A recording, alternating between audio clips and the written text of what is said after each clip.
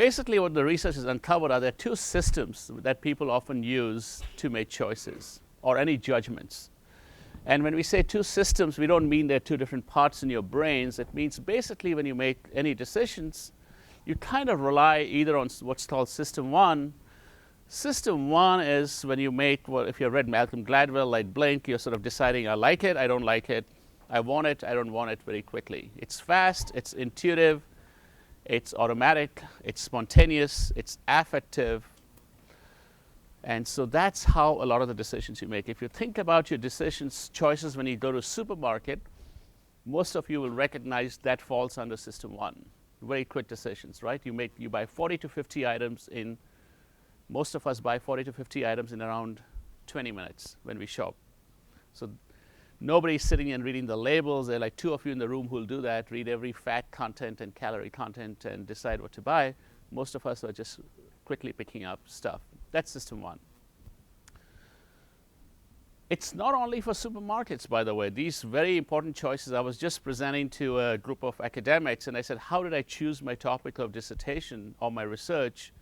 Was probably very system one. I looked at a whole lot of things. This one really looked exciting. That's it. I didn't look at their jobs here, how much money can you make here, how easy it is to get placed here, what does the academy think.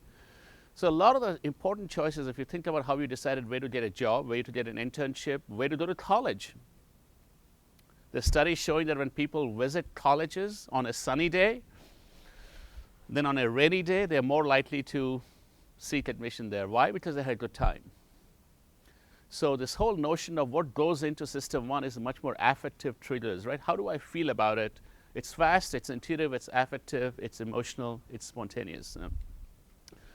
Then, of course, we all have a system two. So it's like system two says, no, don't rush it. Need to consider the pros and cons. You need to make trade-offs. You need to get more information and before you make a choice. So any choices that we make is a combination of system one and system two. System one provides you some, hey, you need to buy this X. And system two might tell you, hey, let's look at the price, let's look at my other options, what do I do? So any choice you make is potentially, I say potentially because not always both systems will come into operation, but it's potentially a combination of system one and system two. So think about system one providing you an answer, like you went to the campus on a sunny day, you enjoyed your visit, and you say, oh, I really want to study at this school. But then your system two comes in and says, hey, let's look at who, what are the type of people who go there, what kind of jobs are there, what are they better at, so system two kicks in.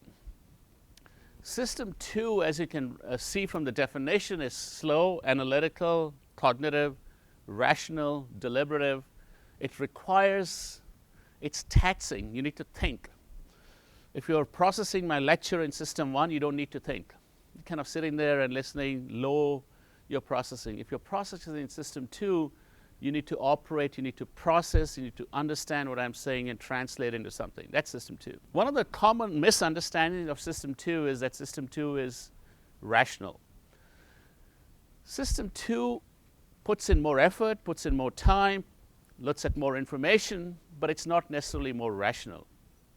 When I say it's not more rational, what does that mean?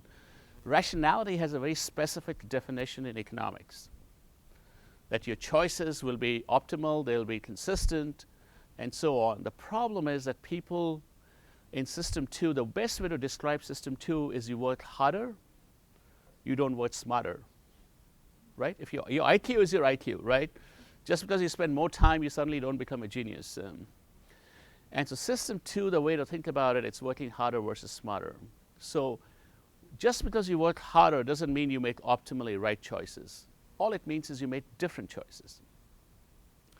What do we know from the last 10 years at least? What does system two, the slow, analytical, cognitive, what does it really do well? One thing we know is people are very bad at processing absolute information. People are good at processing relative information, right? How happy are you if your salary is 100,000 euros? You don't know. How happy are you if your salary is 100,000 euros versus 80,000 euros? You know the answer to that. That's an easy question. our mind is very good at making relative markers. Absolute markers is very hard. Look at all the decisions that you made. It's not just salary, anything. What people are good at is they're not good at making trade-offs. Trade-offs are hard to make, even if you have made, in finance and economics, we think we get better when we make repeated choices, we get better at trade-off, experimental economics, right? But in general, unless, it's not the stock market, right? Stock market, you have 10 million shares of IBM trading every day. But none of us made 10 million choices. Even the choices we make frequently, we might have made only 20 times a year. So when you run an experiment in economics where they make 100 choices in 10 minutes, that's not a real world description of how most choices are made, right? Even toothpaste you don't buy more than once a month, or detergent. You don't think about it. So when you look at the aisle, you look at some changes, you kind of go and buy something. So we said what system 1 is, system 2 is, and we said when is system 1 more, so far we showed some of the ways system 2 decides, looks at information, makes trade-offs, but it still doesn't make it systematically. It still sort of considers relative information more than others. What happens when your system 2 is depleted or tired or time pressure? So depletion means system 2 requires it requires neurons. It requires me to consciously consider stuff. What happens if I make your neurons depleted is the idea. There are many ways to do this. One, I said depletion happens automatically after you work very hard. So think about you're working on a project, you work 6-8 hours in the night, you're mentally very depleted.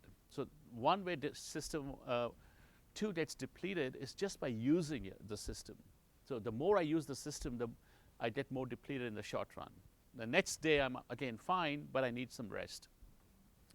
The second is system 2 can get depleted when you're deciding under time pressure. So instead of having 2 minutes to decide, I have 15 seconds to decide. I can't use all the information. I don't have time. The third way is what we call distraction or load, cognitive load.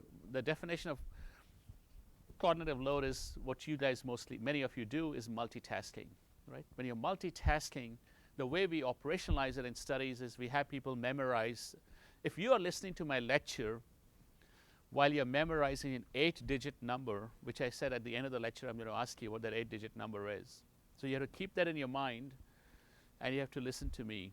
That would deplete you, because half your mind is trying to remember. The reason we choose 8-digit is because we know 8 digits are hard to remember. If it's 3 digits, you're going to be able to listen to me relatively easily and be fine. This was a study we did at Columbia University. We gave people a shopping a bag when they were shopping in this is a small sort of convenience store next to the university. So it's not a supermarket. It's where students like to shop, buy some soft drinks, so, chips, those kinds of small items. We wanted to see what's the effect of giving them a basket. Will people buy more if you have a basket or not, right? And then we had a third condition. We had the condition with the low load. You had all conditions on a basket, but in one you had to also shop while you had to remember an 8-digit number. So we gave them a basket, and we told them you had to remember this number. When you finish shopping, we'll ask you for that number. Which condition do you think they buy the most? Resistant shopping requires you to have self-control. Self-control is much lower when your mind is busy, when your mind is occupied with something else. If 10 in the morning I pass you cookies, most of you who don't want to resist eating cookies will resist it. If I pass the cookies at 6 p.m. after you've worked the whole day, 80% of you will grab one, right? Our self-control reduces, and shopping requires self-control. You decide, I don't need, most things you go end up buying we don't need. And so if you don't have self-control, you're more likely to buy things. Similar thing we did for movies. We have the movies like what we call the highbrow movies. Highbrow movies are the movies you always think you should watch, but you never watch. And the lowbrow movies, we had at that time Dumb and Dumber and all kinds of things. Things you feel a little guilty pleasure. You shouldn't watch this, but you enjoy watching it, right? So this is the Schindler's List of the world, and this is all the silly movies that we end up watching, right? And as you might imagine, when your system 2 is depleted and you're deciding on system 1, you're much more likely to get the junk movies, the vice movies, right? It's only when our system 2 is working, you say, oh, I should be watching this movie, but when we are tired, we want to watch something that's fun. So you can see how your choices change systematically. If you're buying the potato chips in the store, if the potato chips is at the end of your 40 choices, it's the last choice you make, or it's the first choice you make when you enter the supermarket. When it's the first choice you make, you can resist temptation, you can buy less, or you can buy the healthier chips. If it's after you made 40 choices in 20 minutes, you're tired. Then you just grab the chips that taste good. So how you lay out the supermarket becomes very critical. Like, where are the snacks? Where is the healthy stuff? Where is the, the good for you stuff versus fun for you stuff? So a lot of these choices we make, we think we know we are able to make the right choices, but we are not, because of our mind. What it finds attractive changes based on how depleted we are.